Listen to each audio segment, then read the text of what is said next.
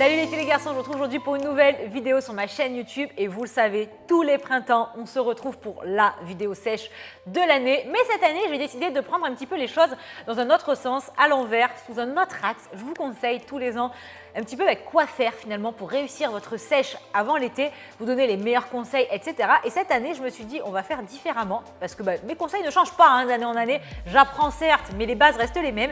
J'ai envie de vous partager en fait les choses que vous ne devez pas faire parce que je suis persuadée que vous êtes nombreuses et nombreux à faire des fois des choses sans le savoir qui sont totalement contre-productives. Et donc aujourd'hui, on va discuter de ces choses-là que vous devez absolument bannir lors d'une sèche.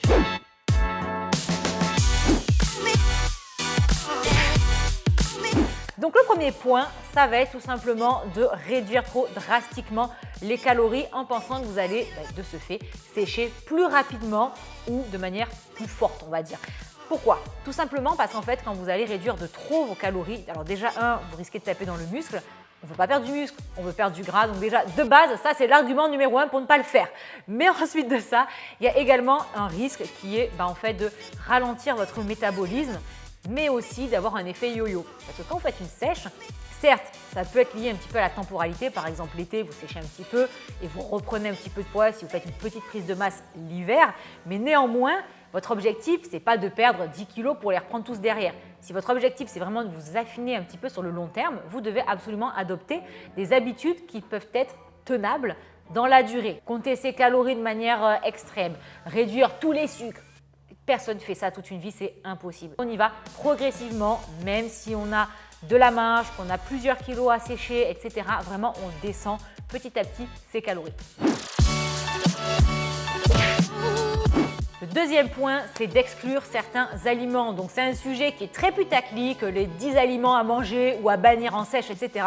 Mais en finalité, c'est totalement bullshit. Parce qu'en fait, la seule chose qui compte finalement, ce sont les calories. Donc, lors d'une sèche, évidemment, c'est toujours recommandé de manger plutôt équilibré, de ne pas de se goinfrer de bonbons ou de McDo et d'avoir ces n'importe quoi 1800 calories à la fin de la journée. Mais en réalité, ça ne fera pas de différence sur la sèche, ou en tout cas s'il y en a une, elle est minime. Alors ce que je vous conseille, c'est évidemment de manger de tout, de réduire les aliments qui sont moins bons pour votre ligne, mais aussi principalement pour votre santé, mais sans les exclure, tout simplement car ça ne changera rien en finalité. Et c'est pour ça que vous me demandez tout le temps, mais comment tu fais? Tu manges un biscuit par-ci, par-là, etc.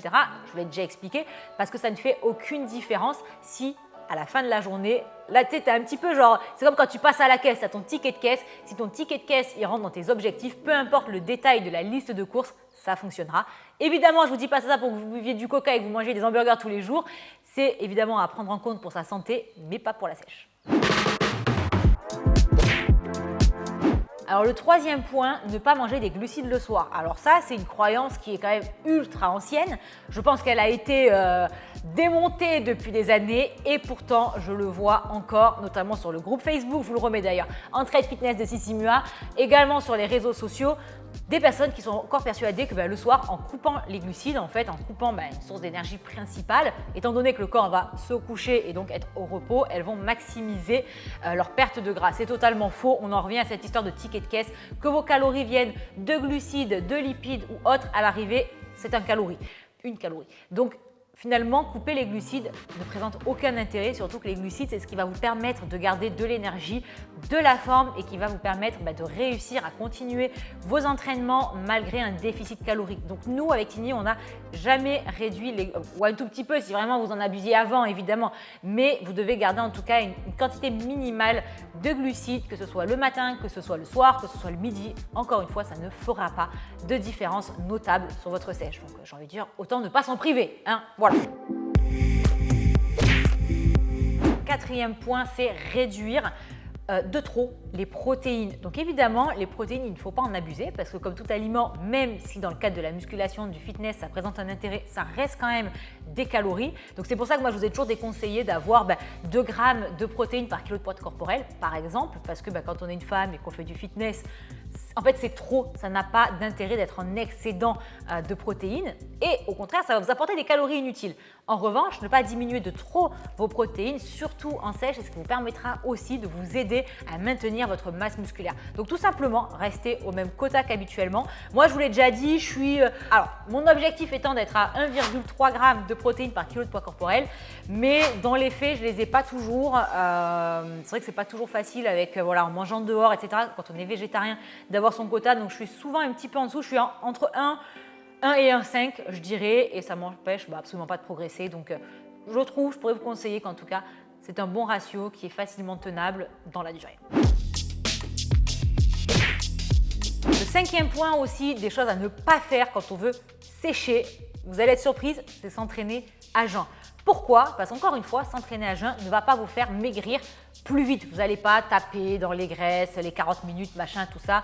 À l'arrivée, c'est les calories à la fin de la journée, ceux qui rentrent, ceux qui sortent, peu importe le moment de la journée. Donc moi, je m'entraîne à jeun, vous le savez, mais ce n'est pas pour sécher, tout simplement parce que le matin, je ne mange plus, donc je m'entraîne, ça ne me pose aucun souci. En revanche, si vous avez l'habitude de prendre votre petit déjeuner le matin, que vous aimez ça, c'est important pour vous, continuez cette habitude-là, ne changez pas l'ordre de vos repas si ça fonctionne de base pour vous. Encore une fois, ça ne maximisera pas vos résultats dans le cadre d'une sèche.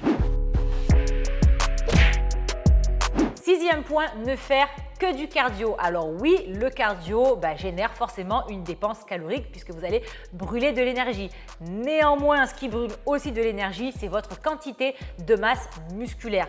La masse musculaire, en fait, brûle de l'énergie pendant une séance de sport, mais aussi le reste du temps. Et plus votre masse musculaire va être élevée, plus votre métabolisme de base va augmenter. Donc, conserver une masse musculaire est indispensable lorsque l'on sèche, mais également toute l'année. C'est pourquoi je vous propose toujours avec la team TSE, en tout cas sur TSE, on vous partage toujours en fait un mix de cardio et renfo. Pourquoi? Parce que vous allez, avec le renfo, développer, entretenir, conserver votre masse musculaire et avec un cardio approprié, vous allez maximiser la dépense énergétique. Alors, en fonction de la période, si vous voulez faire un petit peu plus de gain, si vous voulez sécher un petit peu plus, vous allez, on va dire, jouer un petit peu avec les ratios. Vous pouvez augmenter un petit peu le cardio à l'approche de l'été. Ça peut être du HIIT, du Tabata, du fractionné, du lisse aussi, du cardio de longue durée. Et augmenter un peu plus, par exemple, le renfo l'hiver si votre objectif n'est pas de perdre du gras, mais plutôt de développer votre masse musculaire. Mais pour moi, c'est vraiment ultra important et primordial de conserver les deux toute l'année. 7e point, sauter des repas. Ça, c'est pareil, ça paraît basique, enfin, on en parle encore en 2023 et pourtant, je le vois régulièrement sur Internet. Sauter des repas ne changera rien. Encore une fois, on en revient au ticket de caisse. Ce qui compte, en fait, c'est le total de calories sur la fin de la journée qui soit réparti en 2, 3, 4, 5 repas. Donc moi, vous le savez, je mange 2 repas par jour, le midi, le soir, et j'ai 1 à 2 collations max dans la journée, réparties finalement sur une tranche horaire assez petite, mais le nombre de repas ne va rien changer tant que vous conservez les mêmes calories, que vous les diminuez un petit peu, etc. Donc finalement, sauter le goûter, ça n'a aucun impact. Ça peut même être pire parce que finalement, si vous arrivez affamé au dîner, vous allez peut-être manger plus que si vous avez pris une petite collation 2 heures avant. Donc voilà, vraiment, écoutez votre faim. On en revient toujours à l'alimentation intuitive dont je vous parle énormément. Écoutez votre faim, écoutez vos besoins et c'est des choses qui vont, avec le temps, en fait, finalement, se réguler un petit peu toutes seules. Mais ça doit être quelque chose, en fait, qui est tenable, qui est accessible pour vous et qui, petit à petit, s'inscrit dans votre quotidien sans grand changement brusque. Donc, sauter les repas, on oublie. Alors ça, c'est un point aussi pour moi qui est très important et que j'ai du mal personnellement, c'est boire suffisamment. Tout simplement parce que des fois, on a tendance en fait à confondre un petit peu le sentiment de soif et le sentiment de faim. Et finalement, moi, je fais partie de ces gens qui ne boivent pas, mais je peux ne pas boire pendant 6 heures, une après-midi entière. Et j'arrive le soir au dîner et je me gave d'eau, je bois 2 litres d'eau au repas. Et finalement, ce n'est pas très bon parce que déjà, vous ne régulez pas vos apports en eau tout au long de la journée. Et en plus de ça, des fois, vous risquez de penser avoir faim alors qu'en réalité, vous avez plutôt soif. Donc moi, je l'ai déjà conseillé, ce que je fais, c'est que j'ai toujours désormais, ça fait quelques années déjà, j'ai toujours une gourde sur moi, voire 2, même des fois que je remplis, etc. pour en fait m'inciter à boire parce que si j'ai pas de gourde, je sais que je bois pas. Or, tu as la gourde dans ton sac, tu l'as posée sur ton bureau en face de toi, tu vas y penser davantage et ça, c'est vraiment la première des choses à faire. La seconde, j'essaye aussi de m'inciter à boire davantage en m'aidant, en aromatisant l'eau. Donc en ce moment, moi je consomme énormément de notre concentré détox qu'on vous propose sur TSE Nutrition puisque c'est un concentré qui est riche en plantes, qui va vous aider à drainer, à détoxifier, etc.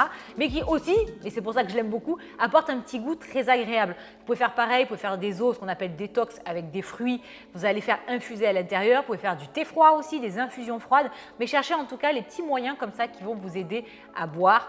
Alors généralement, dans notre société actuelle, en France, rares sont ceux qui se déshydratent, mais quand même, ça peut jouer, ça peut vous aider à manger un petit peu moins en ne pas confondant faim et soif. Avant-dernier point, sous-estimer l'activité que j'appelle un petit peu indirecte, donc le NEAT, c'est un peu le terme à la mode. On en a toujours parlé depuis la nuit des temps. Je ne vais pas vous dire descendez un arrêt de bus plus tôt. Parce que ça, qui fait ça dans la vraie vie? Personne ne fait ça dans la vraie vie. Prenez les escaliers, non, tu arrives en bas de ton immeuble, tu prends ton ascenseur. En revanche, ne pensez pas que être actif, c'est forcément faire du cardio HIIT tous les jours. Être actif, ça passe aussi par de la marche, ça passe par une balade. Et moi, je le remarque depuis qu'on a Ulki à la maison. Avant, on ne marchait, je vais être honnête, jamais. Pourquoi? Parce qu'on travaille soit de la maison, soit au bureau et on se déplaçait forcément en véhicule entre les deux. On se baladait jamais, on se disait pas tiens, on va marcher 1 heure. Non.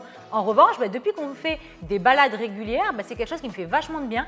Parce que le corps bouge, le corps est actif, le corps dépense aussi de l'énergie. Et c'est des choses qui, combinées à une alimentation équilibrée et une bonne activité physique plus intense, va pouvoir faire la différence sur le long terme.